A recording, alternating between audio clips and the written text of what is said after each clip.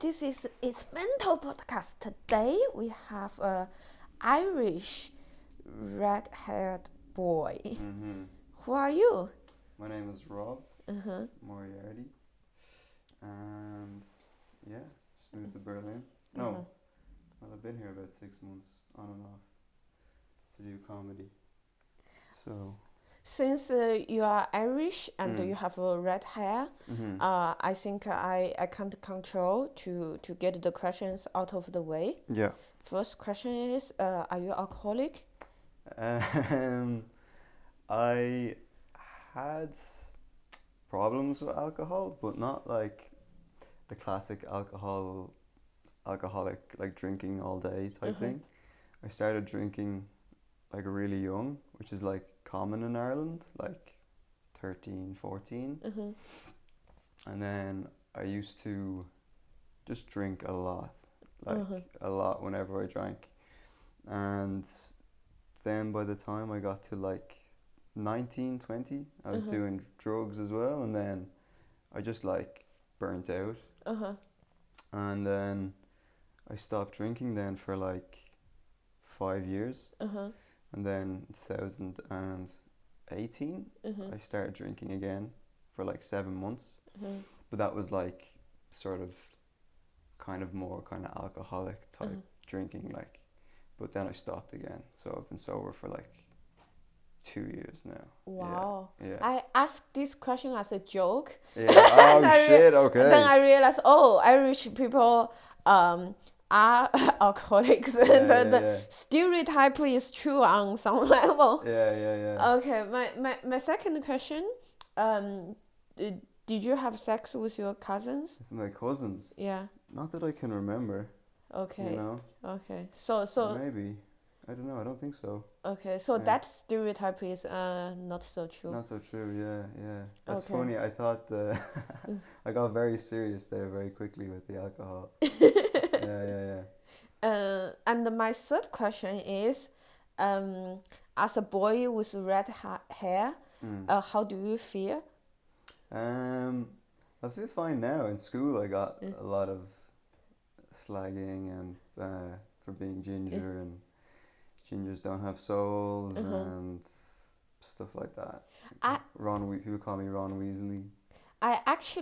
I don't, because I didn't grow up in Western culture, I don't understand. I didn't know why people like discriminate red hair people. Yeah. I just lately I was watching Bonbona. He's like a Netflix special. I love that. Yeah. He's like, I see something really sad. A boy with red hair. Then I was like, is that something people make fun of? Yeah.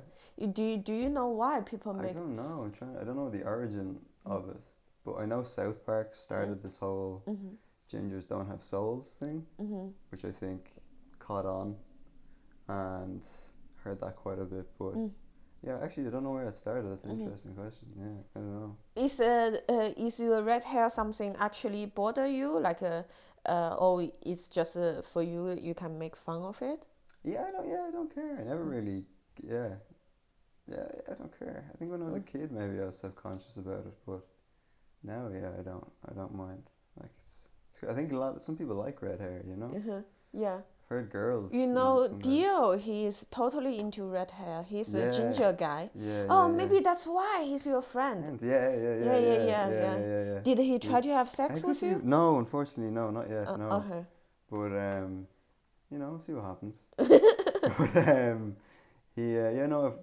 I've heard of people who have like a thing for redheads. So, who knows? I don't know.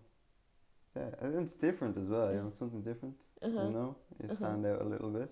Okay, so I guess tonight you go home, you will write on your notebook. I hope my friend Dio will have sex Next with me. Yeah. Be an ally. Yeah, and I'll say a prayer.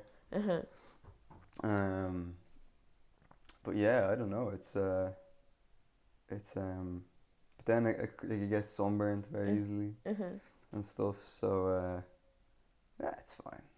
So since when you are Berlin? What brought you here?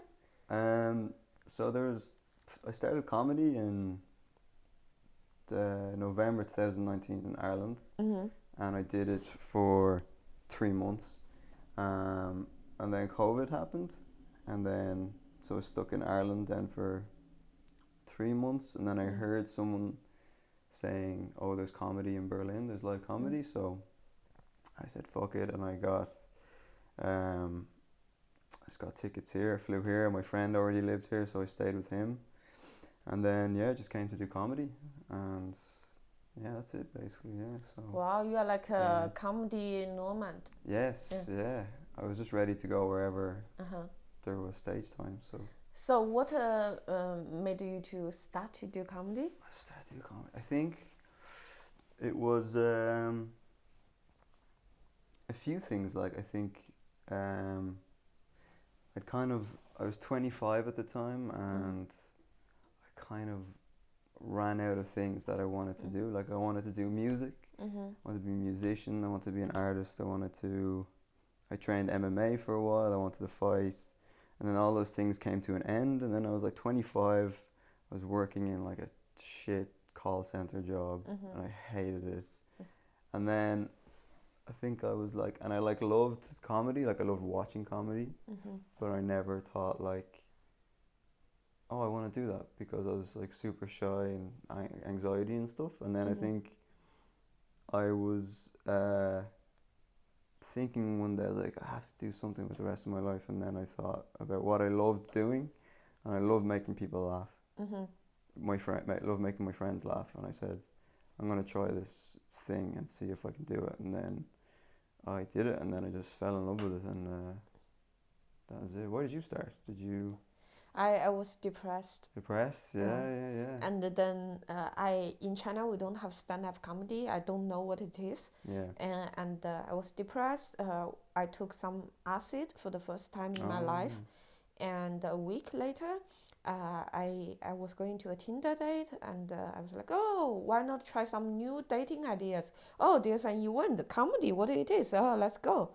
And I thought it would be those stereotypical American open mics with no audience and super awkward, but then it was super funny, and I couldn't remember last time before that I was laughing so hard that my face hurts, and I was like, this thing is great. And I always like to talk, but people think I talk too much, and I was like, this is amazing. People will have to listen to me talk. And then I went back like 2 weeks later, and I was like, oh, this is exactly what I want to do. This all makes sense now. And where was that? Last stand at Lena's show. Oh, okay, okay, cool.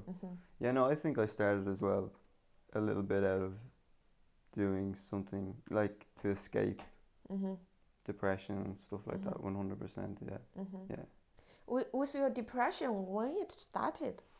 It started really young, actually. Like I think my parents got divorced when I was like 9 or 10, and I took it really badly. Like, I don't know, it was just, when you get older you realize that it's like probably the least bad thing can happen to you as a kid, you know, on a scale of 1 to 10. But like at the time I took it really badly, and then I actually think I was depressed, which is like a really crazy young age to be depressed at.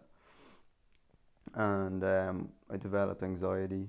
How old were you? About 9, I'd say. Like, were you diagnosed? Yeah. I stopped going to school. I wouldn't go to school. I was diagnosed by doctors, and then I actually went into hospital, like a children's hospital, for like observation, because I thought that, I think they were worried I was going to harm myself or do something, so they put me in this like a children's hospital to like keep an eye on me, and then they moved me to like I guess it was like a kind of a psychiatric hospital for children. So I was there but it was like this giant mansion type thing, but it was a psychiatric hospital, you know, with like gates around it and stuff. And I was there. It's all like a blur, like it's a real blur, because I was taking medication and stuff at the time, so it's all a real blur. But I was there for like 2 or 3, no, maybe 2 months, I think, and I was allowed home at the weekends and stuff. So, then when I got out of there, I think it was pretty smooth sailing then up until I didn't have any real like depression or anxiety. Then up until I was like 20, I think, and then that's when I kind of burnt myself out from drinking and drugs, and I took shrooms once, which I tell a joke about, but it's actually like really true. Like I tell a joke that I took it once and then I had a panic attack that lasted 2.5 years. And that's kind of like what happened. Like I took shrooms and then 2 weeks later I had like a proper like nervous breakdown type thing. And I thought I was like losing my mind. So then I went into a psychiatric hospital for twice in 1 year. So like at the start of the year, then the end of the year, and I think each time I was in for like 2 months. And then I think that was in 2014, and I left there. And then just ever since then, I think last 6 years I've been struggling with it. Like so.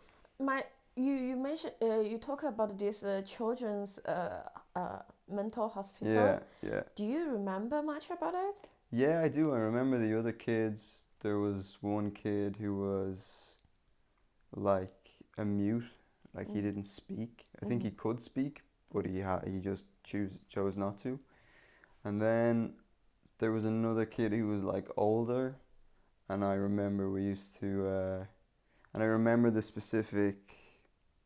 There was like doctors or like nurses and stuff that would like do activities with you. So I remember them, sort of. And then there was an older kid. I kind of only remember 2 kids from there, which is weird because there must have been more because it was a big place, you know. I think you should write some of the details down. Yeah. There must be lots of materials in it. Yeah. For example, now I can think about it is like this mention with the children is like the dreamland of R. Kelly.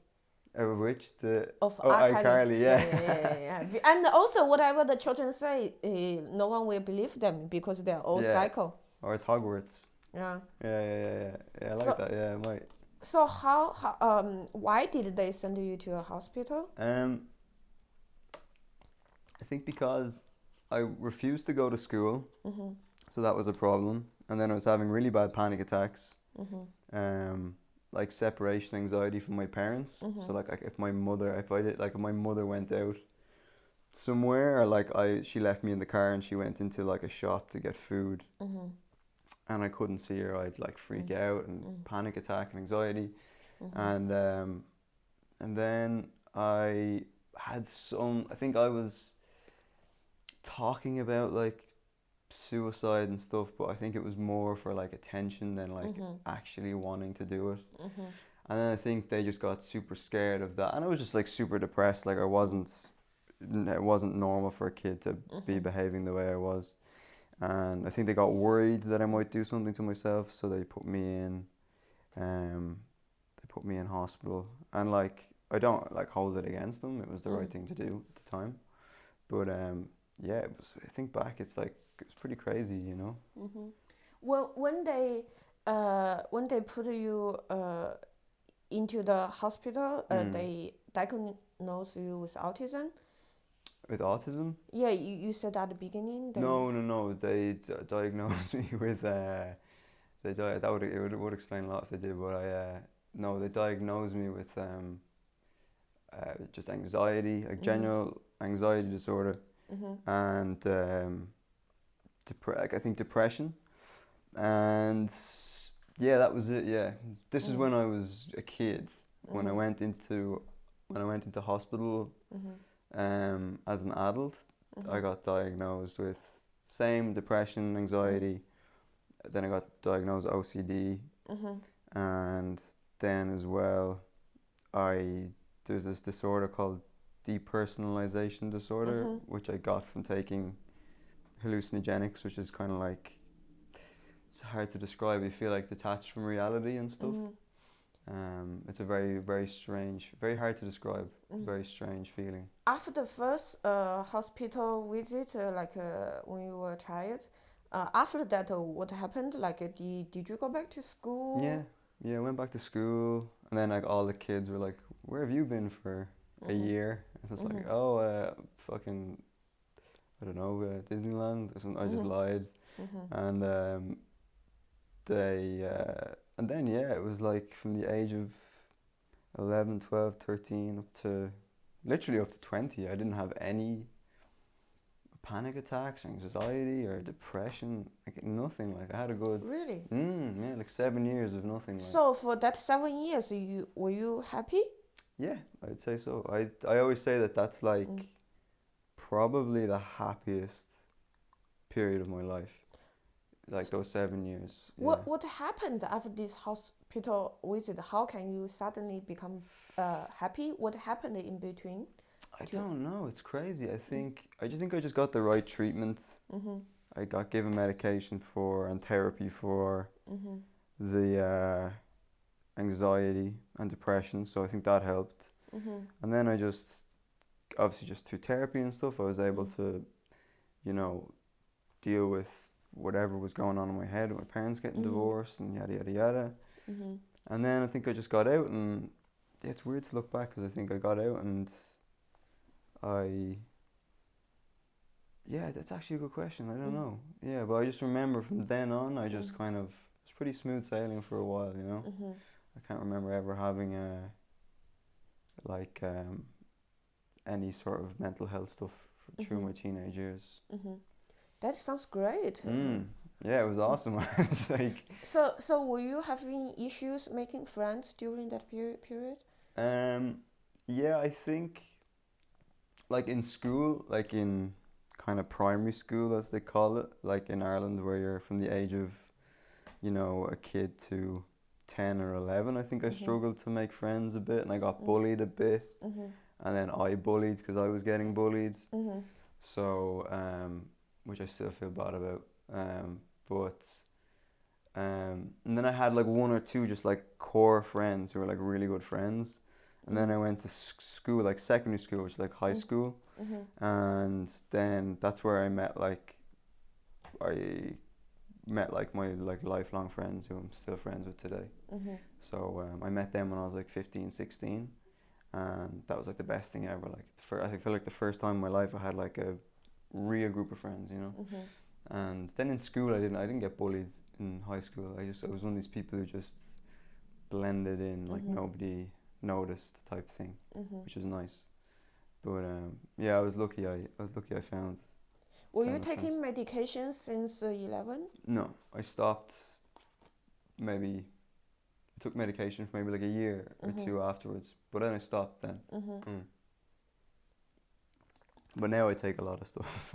Yeah. And when you were 19, 20, was anything special happened? I think it was like I don't know if you know the expression like burning the candles at both ends. That expression where I was like, I wasn't eating properly. I was drinking a lot, taking drugs, like not drinking water, like terrible diet, just like all this stuff, like treating my body like shit. And then I had like the stuff with my sexuality, which I thought I dealt with, but I don't think I did. And then I think I took like magic mushrooms, and I had a really bad trip, which I think really did fuck me up. But then I think that brought to the surface a lot of stuff, and then that's how I ended up then in kind of. With your sexuality, when did you realize that you? Oh, I would say. Easy, like 7, 8, not like really young, like I think. That was like 15 or. Seventh grade. No, like the age of 7 or 8. Yeah. How can you know you like a man when you are 7? Yeah, I don't know. I think it's just like you just feel it. I guess. Like looking back retrospectively, I'm like, yeah, I definitely knew, because it's hard to describe. But then as you get into like 10 and 11 and stuff, you hit puberty, and then there's like talk of girls and blah blah blah blah and porn and stuff, and I just knew I wasn't into that. And then you just know, because you're like attracted to like friends or Oh, famous okay. people or stuff, and then Okay. you're like, okay, something. But then you don't even, you know that it's, but then I don't think a part of you actually like labels it as gay. You just realize that, oh, I feel this way, but you don't. You think it's like a phase, like, oh, that will go away, and then I'll be like everybody else.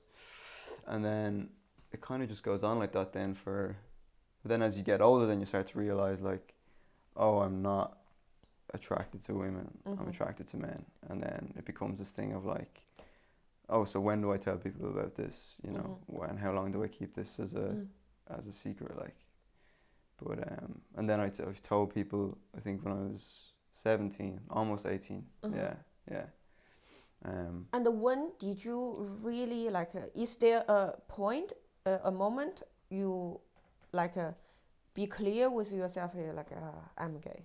Yeah, because I think like I was talking to Anna on her podcast about that, and like when I was a teenager, we'd have like these like discos that were for teenagers and stuff, and there was a lot of like getting with girls and kissing and sort of all that stuff, and I sort of knew then that like this doesn't I'm not aroused by doing this, so I don't feel anything. And but at the same time, then like you're really attracted to men, so I knew then, like for sure, but you don't ever envision in your mind the day where you're gonna have to say something, and then it just gets to a point where you're like, I think I was just 17, and I was like I 100% knew, and I was like, yeah, it's about time I tell somebody, because there's just no point in. I was about to go into college and stuff, and I think, yeah, there was just there was just a moment in time where I felt like, yeah, this is the time to do it, Yeah. When you were 20, you were depressed. Did you take medication since then?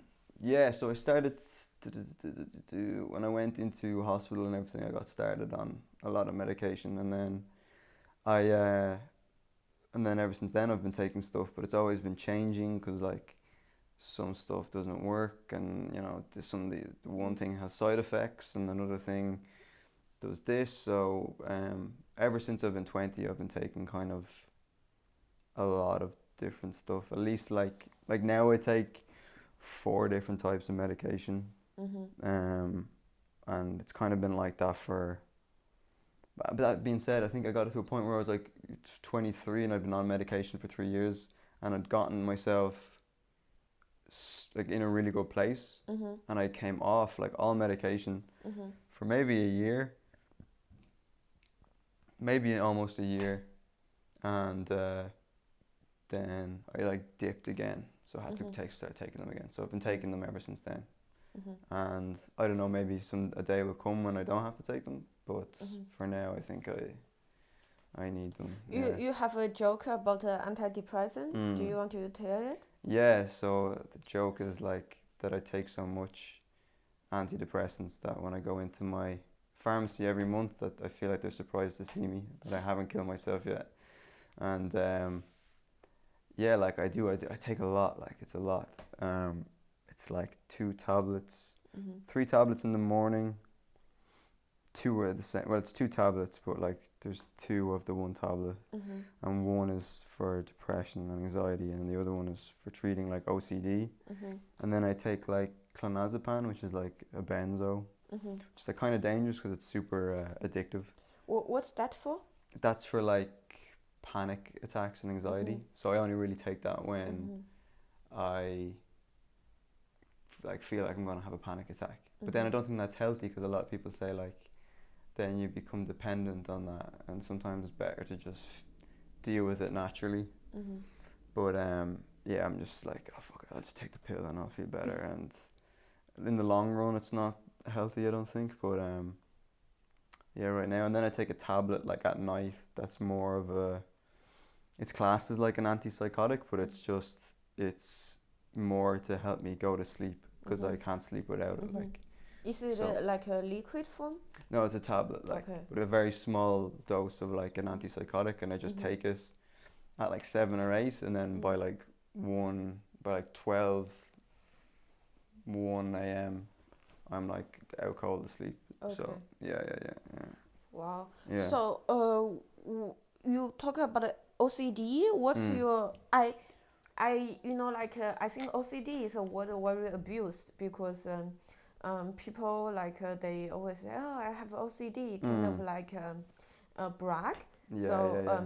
but I never took it seriously until last year I watched the documentary produced by Oprah and Prince Harry. In that it's called the me you can't see. Yeah, okay. It's a mental health documentary.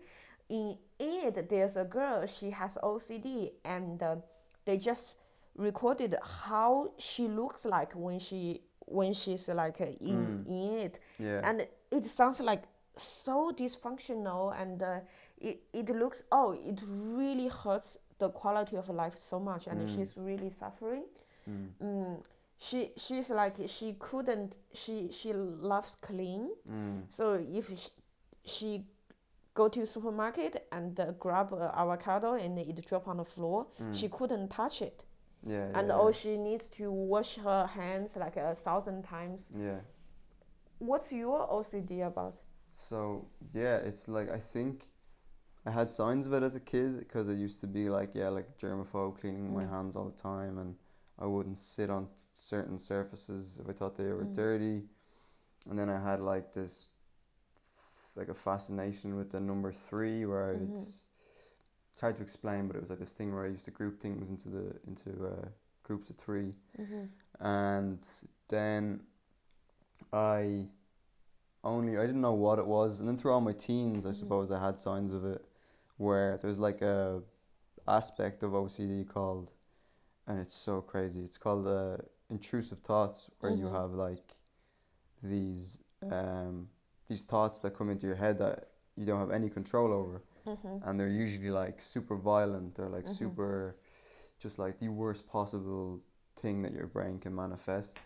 So like you're, you know, talking to your grandmother or something, and this thought comes into your head to like punch her in the face or spit at her, or like you see a baby on the street, and your brain is telling you to like go up and like kick the baby or like push the pram in front of traffic, or like all this super crazy stuff, like, or like stuff about like killing people even though you've no intention of doing it. You're like, where are these fucking ideas coming from? And it's like, and for my whole teenage years I just thought, okay, there's just something really fucking wrong with me. And then when I went into hospital that time, I just said to them, I have these thoughts and everything, and they okay, and we talked about some other stuff, and then they're like, okay, we think that you have OCD. And as well, I used to have like, and I still have it, where it's like obsessional thinking about sex, like being constantly like this, like an unhealthy kind of just thinking about sex and like whatever, and that's like, and I thought that was normal, but it's not, because like you think it's normal because you're a dude, and like men are kind of like that or whatever, but as I was describing it to like a doctor, he was like, no, that's like, this is like an extreme version of what would be natural or whatever. And so yeah, but then as I've gotten older, it's manifested itself in other ways. Like I think it got worse after there was like a noticeable dip, or there's like a noticeable increase, I think, in how intense it was in like 2018, and ever since then it's been like I have like a lot of irrational fears about like I won't, if I come out of a bathroom and like I've cleaned my hands are wet, Even though I've dried my hands, I have this paranoia about like, if I touch this light switch, I'm gonna electrocute myself. So now I always turn off the light switch with my elbow. I have like severe hypochondria.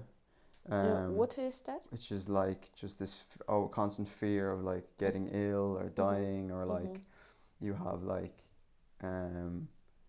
you get like, you know, a little sharp pain in your head or whatever, and you're like, oh, that's a tumor, and you're googling it and you convince yourself that, you know, you're sick or blah blah blah blah. And then like stuff with like the cleaning stuff as well, like this is funny, like I brushed my teeth the other day, and then I put my toothbrush in my pocket of my shorts, and then as I walked out of the bathroom, I walked past like where my roommate hangs his towel, and my toothbrush touched his towel, and then I was like, oh, I have to throw this toothbrush away. So I threw the toothbrush away, and then I went and I bought another toothbrush, and then when I was on my way back to my apartment, even though the toothbrush was in like a plastic container, I dropped the toothbrush on the ground, and like I had to fight like every urge not to go back and buy another toothbrush. And I was just like, the toothbrush is in a package, it's not dirty. I had to like talk myself into not throwing it away. So then I kept that toothbrush, but it's a lot of there's a lot of manifestations of it. Like it's probably the toughest thing that I say on a day-to-day basis that I deal with, like compared to depression and anxiety. Like this kind of urge you need to really overcome yourself. It sounds kind of like my shopaholic. Like for example, today I noticed like I ordered something from Zalando, and I don't really like it, but I kind of want to keep it. And then my brain started to run so fast. I was like, I want something colorful. I want a hoodie, and then my rational brain says, oh, you cannot buy stuff. You don't have time now. It's not on your agenda. Then I kind of like just went crazy. I realized it's bigger than me. So like I kind of like just shaking and went to the computer. I was like, you cannot do this, but I have to do this. And then I went on Zalando, and I started like obsessively like looking for sweaters. And but today I am quite proud of myself, because all I did is to search for a colorful sweater, and on the first two screens I saw lots of colorful sweaters. Then I told myself, okay, there are lots of colorful sweaters, they are there, and you can get them whenever you want, so you don't need to keep this sweater. And then I stopped at that moment, and I stopped. I was like, okay, there are many colorful sweaters. I can stop now, and I can get on my life to do other things. But this is really an improvement. In the past, I just have no control over it. I will spend 3 hours like shopping online. Like impulsive type thing. Yeah. Like it's bigger than me. I cannot control. My attention cannot go anywhere else. Yeah, I'm very impulsive and stuff, and like obsessive, which is useful for channeling it into something. Like I can become obsessive about comedy or writing and stuff, which is super helpful. But that's like for every like pro, there's like a million cons to it. Like, but so would you say you have anxiety as well, or is it more depression? I more have issue with depression. At least that's what I thought at the beginning. Like I was suicidal, so obviously depression. But now over 3 years of treating it, working with it, I realized lots of my issue also come with anxiety. Like what if and all those thoughts, running simulations in my mind. Now I have I observe it, I aware it, and but I don't like having panic attacks. I'm not that severe on that side. You talking about germophobic? So is pandemic working for you? Now everyone wash their hands. Yeah, that was the thing with like with COVID. Yeah, I was definitely very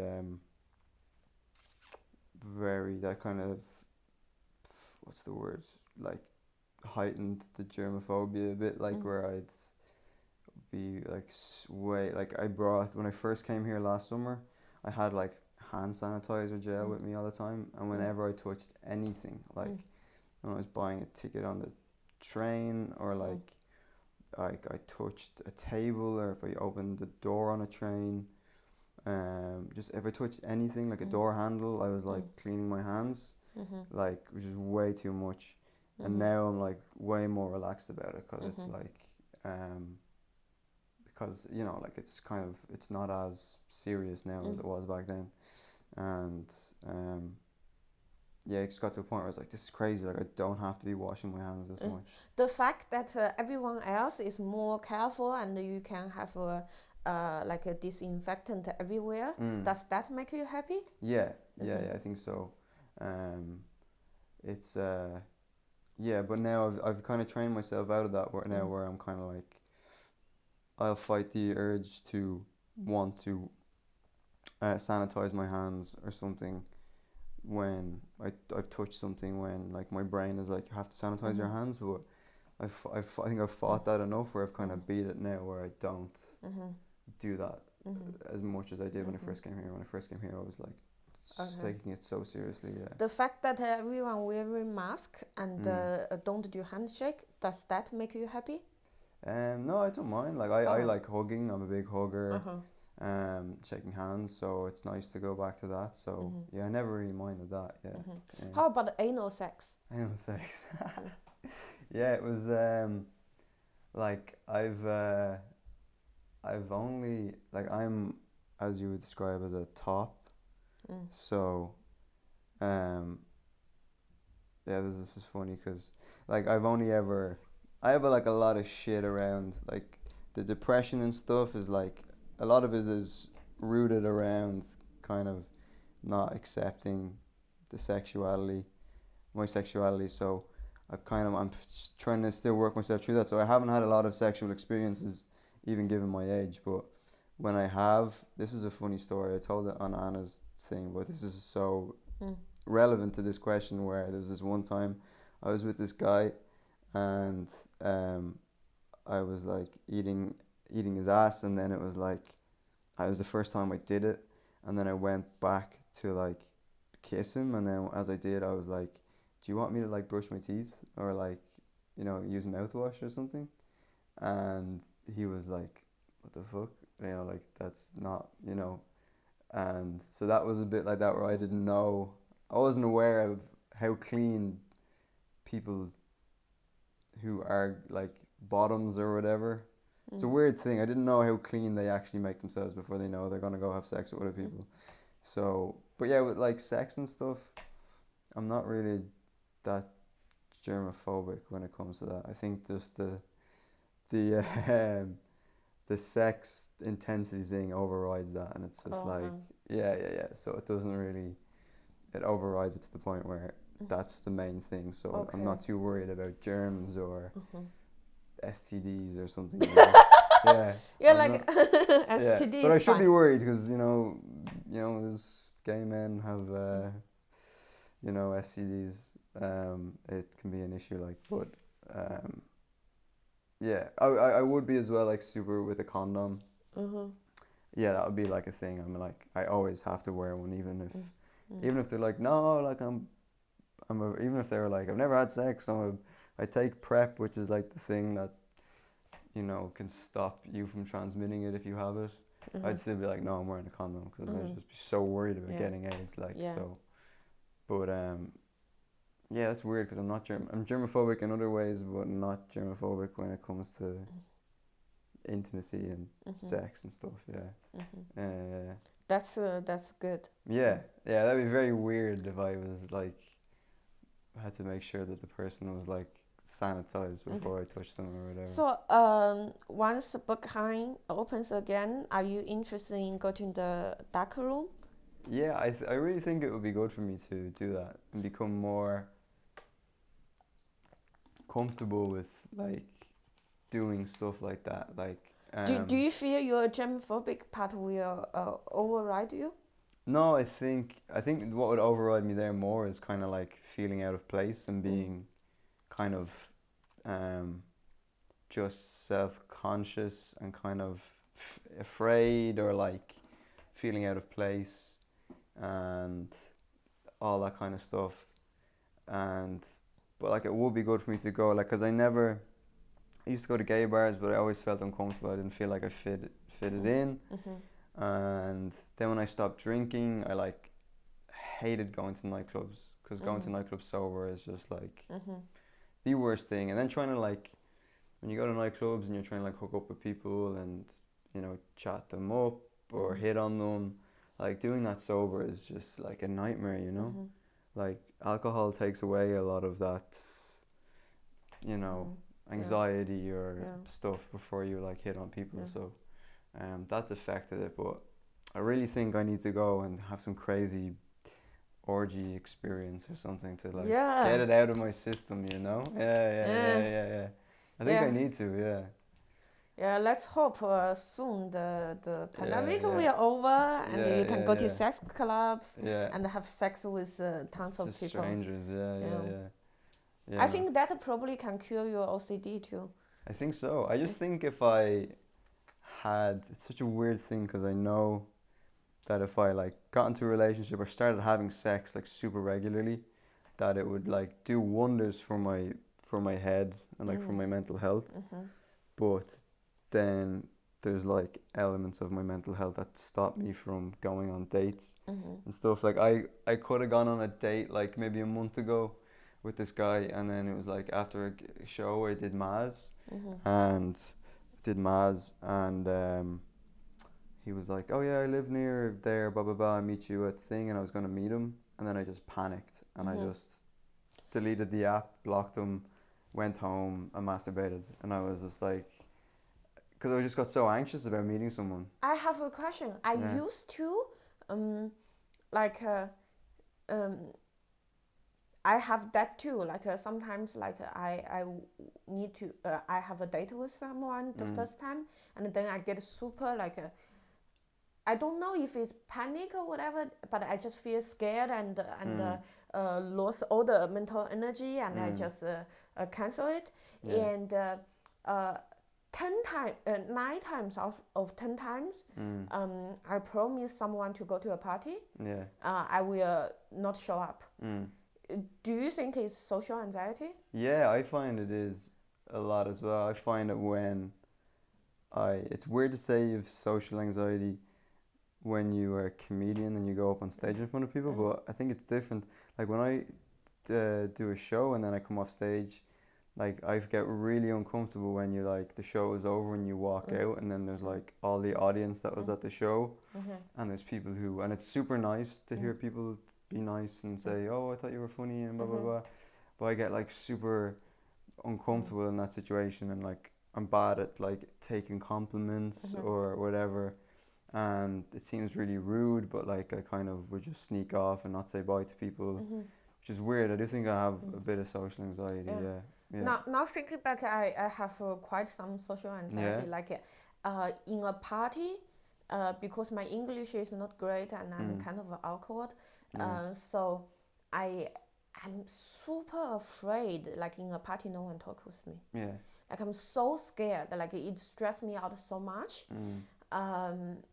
And now with comedy it's getting better because now I have friends. Like if like in a room there's like 2-3 people I know feel comfortable, then I feel okay.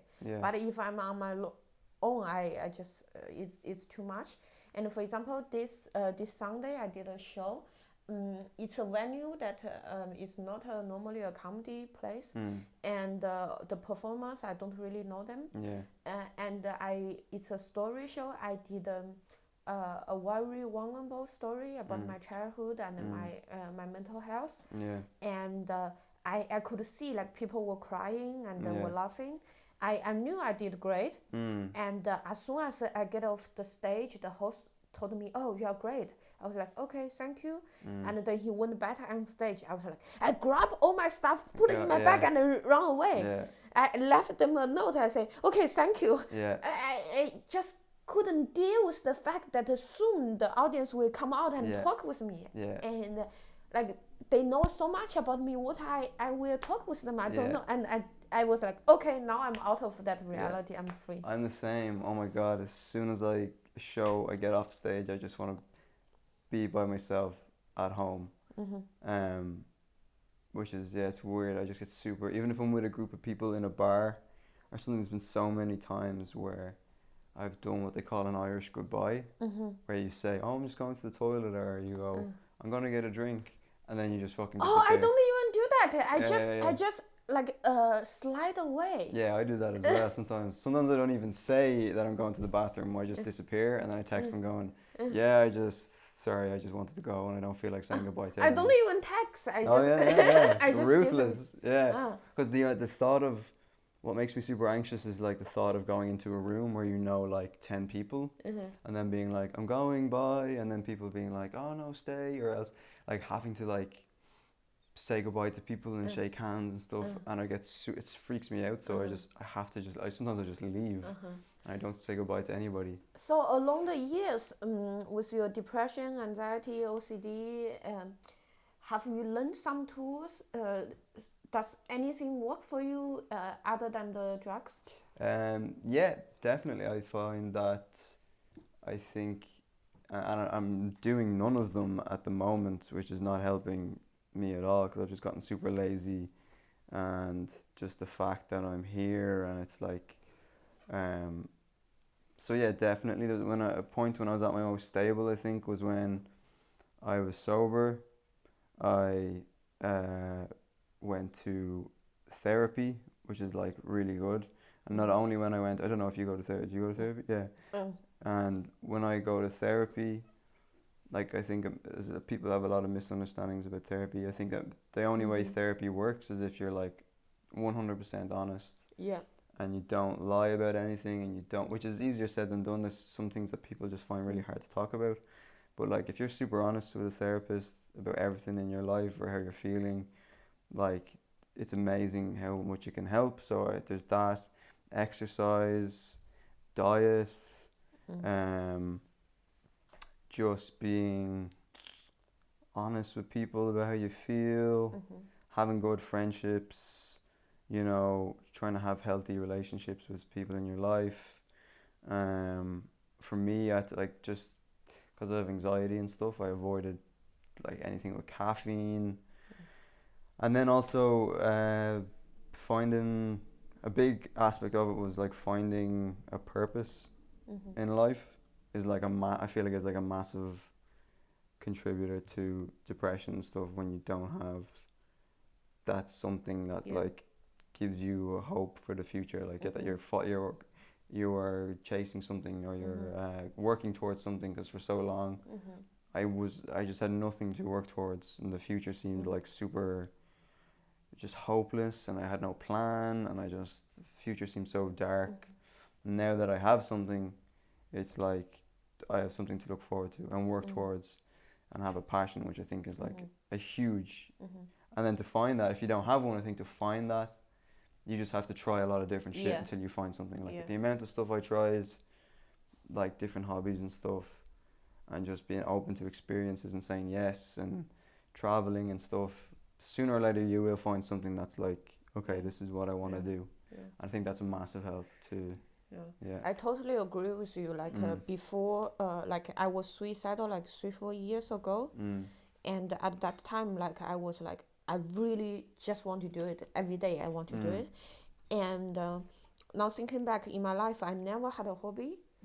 Because for Chinese people, we are not really encouraged to have a hobby, because we grew like since the age of 6, we stay at a school all day long, and everything is about getting good grades. And reading, listening, or any hobbies is forbidden.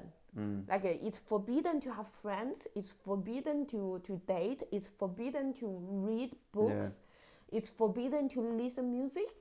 Like it's crazy. And then after I came into Europe, I tried so many things. I just realized, I don't like anything. Like I'm not a big fan of music. I'm not obsessed with it. Like I can watch a movie, but not really. Yeah. Like sports, not really. Going to parties, not really. Like I just don't like anything. Like I tried so many hobbies, and I will realize, oh, maybe I'm just a boring person, and I really believe it.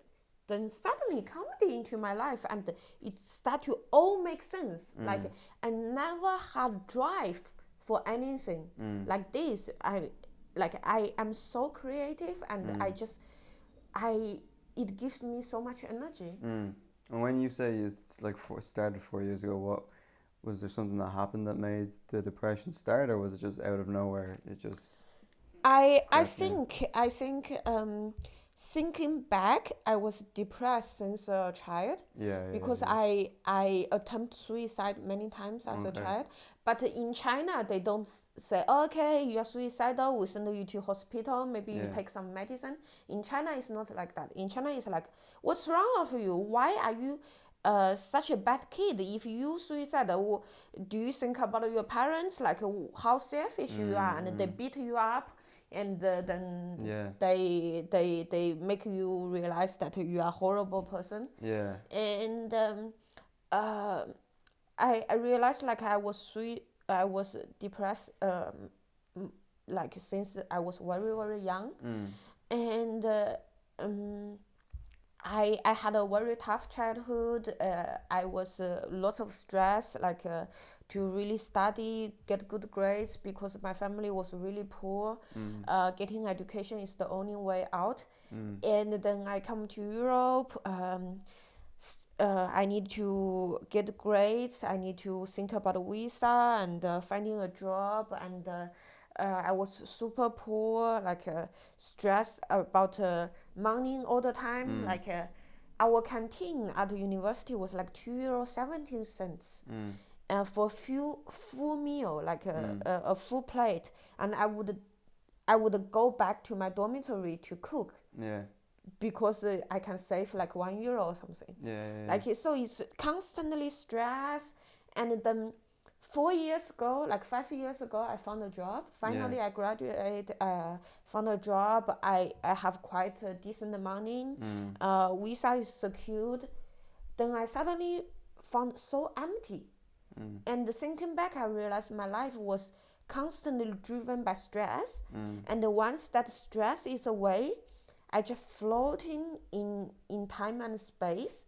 And I realized how lonely I was. Like I didn't have friends. I moved to Berlin alone, and dating life was horrible. And I just didn't know how to connect with people, and I just feel so empty, and I just collapse. And besides that, I think also like your body knows that I couldn't collapse earlier. Yeah. Because if I collapse earlier, then there's no way, like I'm fucked. Yeah. So somehow like my body knows, oh, now is a time I can It's collapse. safe. Yeah. And I collapsed at the beginning. I thought it's because of the dating life.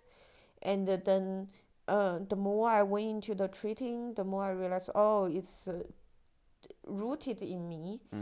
And also very directly impacted by my culture, because in my culture, like people are very homogeneous. Like we have homogeneous life, we have homogeneous goals, and at a certain age, like they judge you by what you have, and you compete with others. And many people around me, Chinese people around me, they are not happy. Yeah. And their solution is to get married and have kids. So I was one of them. Besides that, I have this mindset which is already very bad for mental health. Besides that, I also have lots of childhood trauma and lots of heavy background. So I think everything together is just way too heavy. But I feel I'm lucky. I'm lucky in a way that I collapsed. So I had to face my life that, okay, this is not working. I need to change. I need to change myself. So I think over the last 4 years, I learned so much about myself. I changed so much. I become a person I would never imagine I am.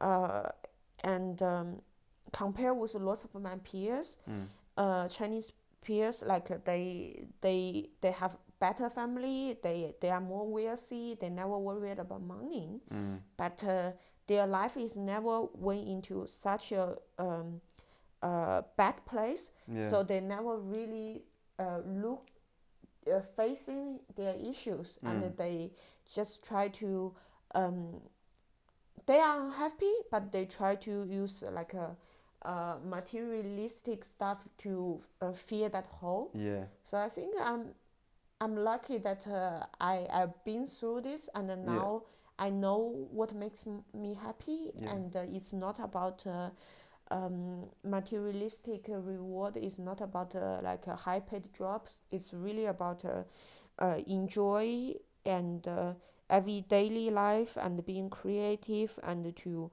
listen to my body, to adjust what works for me. And I lately I more and more realized that for the first almost 30 years of my life I never listened to my body, Yeah. because in China, like when your body are showing signal, our first reaction is not, oh, maybe something is wrong, maybe I should change something. Our first reaction is that, oh, why are you so weak, why are you so lazy, why are you being such a pussy, why don't you grow up to just deal with to power through. So in my culture, at least in the social class I come from, is not encouraged, or is not known. And now I listen to my body more and more, and I just feel, oh, happiness is so easy.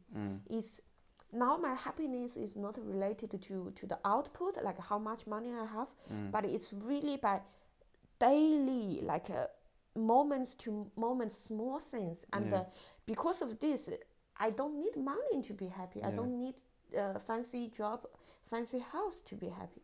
Yeah, I'm the same. And you said something that's so true as well to me, where you were saying that you were almost glad that you kind of collapsing, or how you described it, was like a good thing, because it made you face the stuff from your past. Because like that's how I look at what happened when I was 20.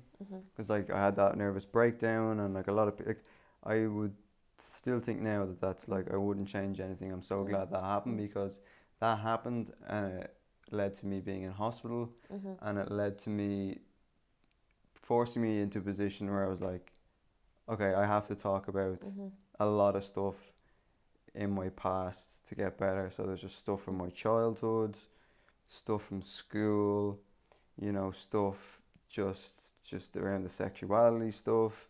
And then I realized that I wasn't, how I was living just wasn't a good way to live, with the drugs and the not eating correctly, and not realizing kind of the important things in life.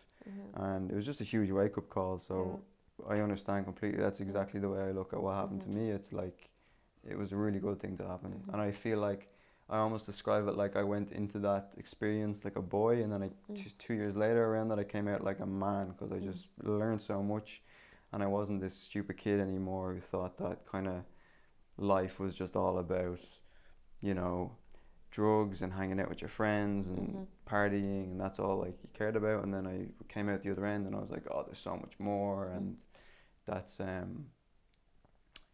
that was I feel this. Yeah. Do you read books about mental health? I haven't in a while. I'm trying to think of the last one I read. I read the best book I've ever read on anything. The first one that comes to mind is a book called The Road Less Traveled, which was given to me by a guy in college. And Guy in college? just some friend I was in Oh, college with. I was like a guy. Gynecologist? I was like, why you have a guy? I was at my gynecologist, and he gave me a book. But he, a guy who I went to college with, said, oh, I think you'll really like this book. And he gave me this book, and I've given it to a few people afterwards, and they loved it. And it's written by a guy who was a psychiatrist for kind of army veterans, the U.S. Army, helping them deal with PTSD and stuff. And then after that, he became just a clinical psychologist where he had a practice and he just dealt with kind of members of the public. And then he just basically wrote this book about everything he'd learned from being a therapist and what his take on life was. And that's probably the best book I've read on sort of mental health. And there's not mental health, just about life, and I just learned a lot. And then there's a book by a guy, it wouldn't be for everybody, but there's a book by a guy called Jocko Willink, who's like an ex-US Navy SEAL, and he wrote this book called Discipline Equals Freedom, which is like, which I just love because it's like, it's just basically like being disciplined at certain aspects in your life frees you from, a lot of stuff. And then it's like taking ownership of your mistakes and things you've done in life and situations in life. And yeah, it's awesome. That really changed me a bit. But I've read a lot of, I've read a lot of books about it, but after a certain extent, there's a lot of overlap, and some books just kind of repeat the same things and stuff. So I think that's a good thing, actually. Yeah. Do you meditate? Yeah.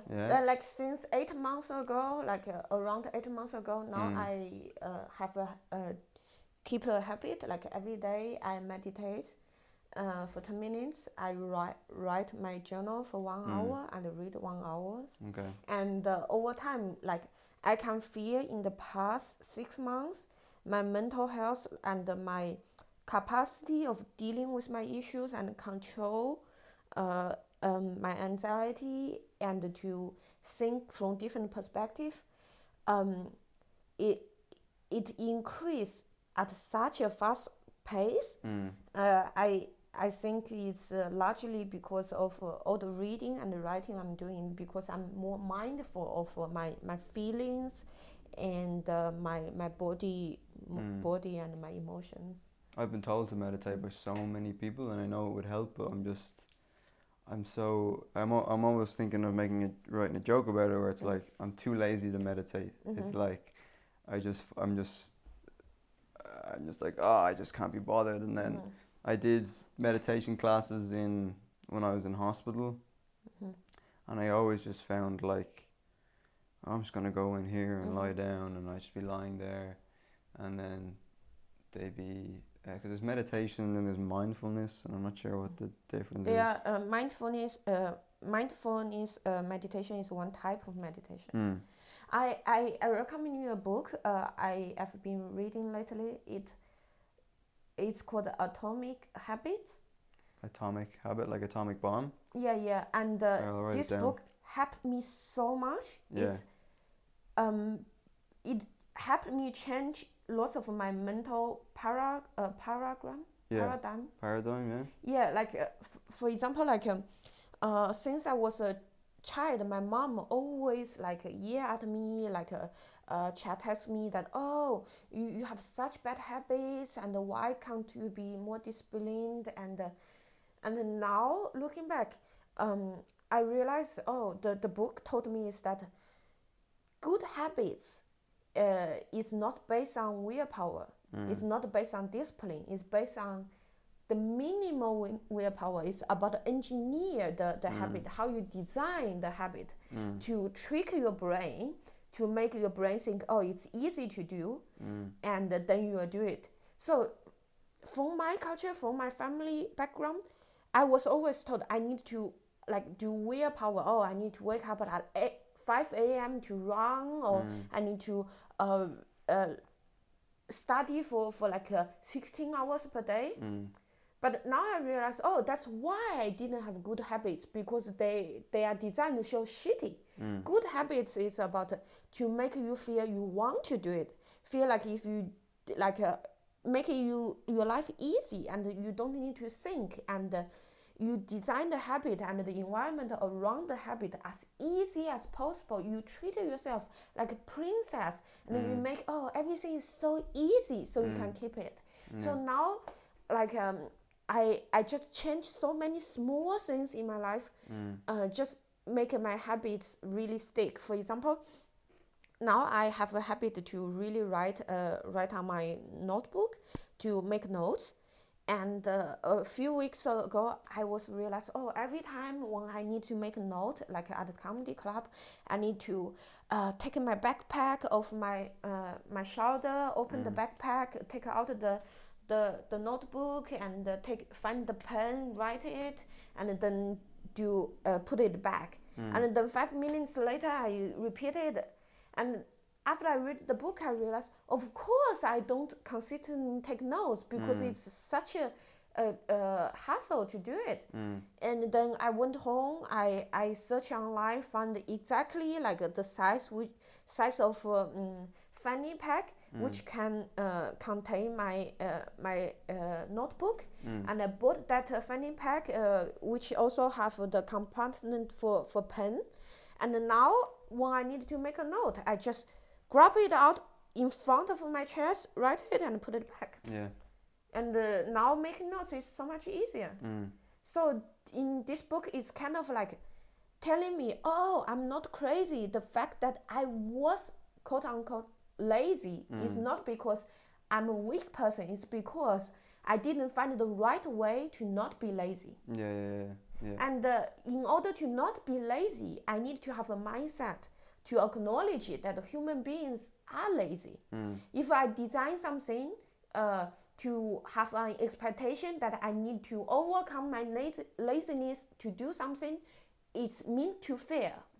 I need to design something based on the assumption that I'm a fucking lazy person. And what can I do to make this lazy person to do it anyway? And if I can design it like that, then I will end up doing it, and I will end up to be not lazy. And it's so liberating. Yeah, I think everyone's lazy to a certain extent, and then you have to find ways to combat it and to not. Like, I don't know if you've ever, with your depression, do you ever like struggle to get out of bed in the morning? Is that like a thing you have?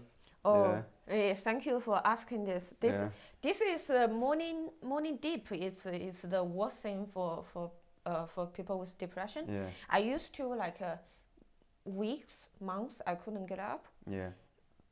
But now, in the past few months, it's getting less and less. Mainly because I have now my morning routine. Yeah.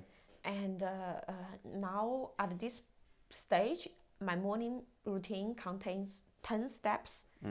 And I don't think there's no mental battle, there's no negotiating, there's no rationalizing. I just I followed the book, the principle in the book Atomic Habit. I designed these 10 steps like a way that first a few steps, they are so small to ease me into a momentum.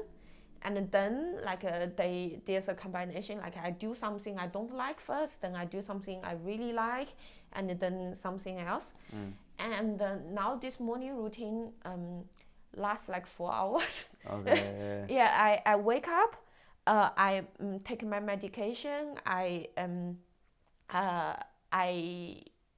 meditate, then I eat breakfast, I write my morning pages, and then I go walk the dogs. I come back, and then I go out to do workout for 1 hour. Then I come back, shower. I think it's amazing. Like, it's really amazing because in the past, like I always say I want to do sports, but like in the evening, there's so much rationalizing. I realized it. After reading this book, I realized all those rationalizing, like it costs so much mental capacity. And that's the reason why I will fail. If every day I give me a chance to rationalize, then I will choose to not go. And then I will feel guilty about myself. Then I blame myself. Then I feel depressed. Then I have even less willpower to do other things. And now what I do is that I have Urban Sports Club. I sign up a week in advance, every day at 11 a.m. A sports, and it will be like around 1 kilometer around my house, not further, because otherwise I won't have the willpower to go. So every day 11 a.m. I do sports, and there's no this morning I swipe my phone which sports. There's no decision. I make the schedule a week in advance, and it only takes me 20 minutes to book all the sessions. And then the next week I don't think, I don't decide, I don't rationalize, I just go. Yeah, that's awesome. Yeah. And as long as I can, like it's so easy like to follow through the steps now, and after all the steps done, it's already like 1 p.m. and I feel even that day I smoke weed and doing nothing, my day is amazing. Because I wrote my journal, I did sports, I walked my dogs, and I meditated. My day can end here. Yeah, routine as well. That is like a massive thing for depression and mental health. Is like because when you fall into that thing, the lowest points I've had in my life is when I had no routine, and it was just like wake up, stay in bed all day. Oh, you wake up, don't know what to do. You are kind of floating and watch some TV. I feel so empty, but you don't know what to do. That's why I'm like now I'm getting to a point where I need to going to have to find a job here, because I find like my mornings are kind of like non-existent. Like I wake up and I'm kind of like I have a show tonight, and then I can do a bit of writing in the afternoon, but for now How about we do a challenge, like 30 days morning routine challenge? Yeah. Like we can sit together. First, I give you a week to read the book. Yeah. And then 1 week later, we meet. Yeah. And we have a session, discuss what you want to do and how to design this routine. Yeah. And we make the goal, and in 30 days, every day we have a check up on each other. Okay. And to see like in 30 days to see if you how on track you are on this routine. Yeah, sounds good. Is this the Atomic Habit book? Is that what you're saying? The Atomic Habit. You read the book about how to engineer your habits, and then a week later, after you read this book, we can have a session like we brainstorm what you can put on your steps. What do you do in the morning? Yeah. And then try and error. Yeah, sure. Why not? Yeah. I have nothing but time on my hands, so But like I said, I need to get like a purpose that will fill that first half of the day, because I don't have anything right now.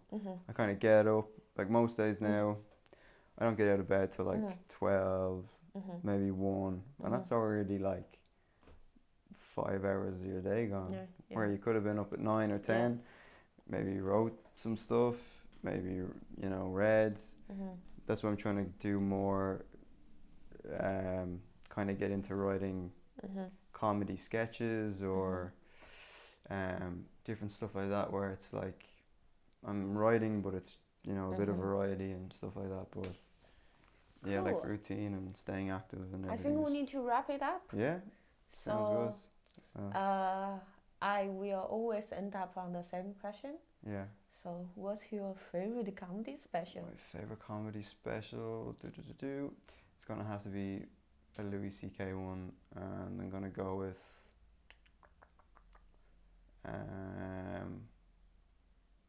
2017. That's the name of the special. 2017. Oh, okay. Have you seen it? Yeah, of course, so many times. Yeah. Okay. Have you watched his sitcom called Horace and Pete? Horace and Pete, yeah. Yeah, I've seen that. Yeah, that's so depressed and so funny. Yeah. And Louis, the TV show, is very good as well. Yeah, it's really great. Yeah. Okay, so we need to say goodbye to our audience. Do you have anything to say to them? Anything to say to them? Just look after yourself.